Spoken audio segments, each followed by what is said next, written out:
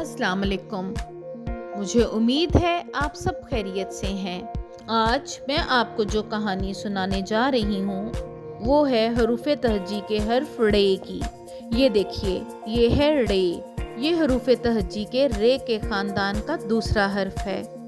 इसके ऊपर एक छोटी सी तोएं होती है और इसकी इब्तिदाई आवाज़ होती है रा। हर्फ रे भी हर्फ रे की तरह एक फर्शी हर्फ है क्योंकि ये लाइन के ऊपर लिखा जाता है। चलिए हर्फ रे की कहानी सुनते हैं। ड़ पहाड़ के दामन में ड़ आड़ू का बहुत बड़ा बाग है। एक दफा दोबारा सुने। ड़ पहाड़ के दामन में ड़ आड़ू का बहुत बड़ा बाग है।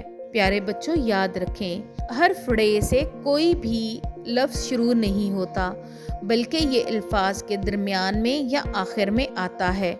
जिस तरह पहाड़ के आखिर में आता है रे और इसी तरह आड़ू के दरमियान में आता है रे, इसीलिए इससे कोई भी लफ्ज़ नहीं बनता। और याद रखें, ये जो रे है ये एक फर्शी हर्फ है जो लाइन के ऊपर लिखा जाता है इस तरह से, और इसके ऊपर एक छोटी सी तोएं होती है। क्या आपको और ऐसे अल्फाज पता हैं जिनके दरमियान में या आखिर में रे आता हो? जैसा कि जड़, जड़ के आखिर में रे आता है।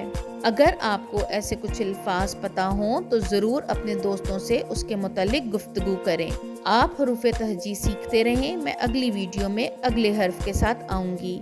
अपना ख्याल रखें। अल्लाह हाफ़िज़।